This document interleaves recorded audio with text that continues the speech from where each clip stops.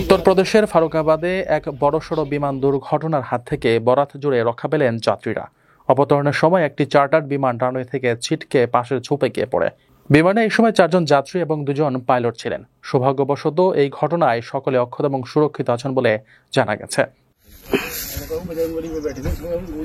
ফারুকাবাদ জেলার একটি বিমানবন্দরে ঘটনাটি ঘটে। বিমানটি অবতরণের সময় নিয়ন্ত্রণ হারিয়ে ফেলে এবং রানওয়ে থেকে পিছলে যায়। পাইলটের তৎপরতায় একটি বড় বিপর্যয় এড়ানো সম্ভব হয়েছে। তিনি শেষ মুহূর্তে দক্ষতার সাথে পরিস্থিতি সামাল দেন, যার ফলে বিমানটি পাশের ঝোপে গিয়ে আটকে গেলেও কোনো বড় ক্ষতি হয়নি। তার এই ভূমিকার প্রশংসা করা হচ্ছে। দুর্ঘটনার পর বিমানবন্দর কর্তৃপক্ষ ঘটনাস্থলে ছুটে আসে। দুর্ঘটনার প্রকৃত কারণ এখন পর্যন্ত জানা যায়নি।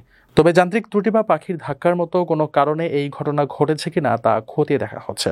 সংশ্লিষ্ট কর্তৃপক্ষ ঘটনার তদন্ত শুরু করেছে এবং দুর্ঘটনার পেছনের কারণ অনুসন্ধানের চেষ্টা চলছে। তদন্তের পরেই দুর্ঘটনার আসল কারণ স্পষ্ট হবে বলে আশা করা হচ্ছে।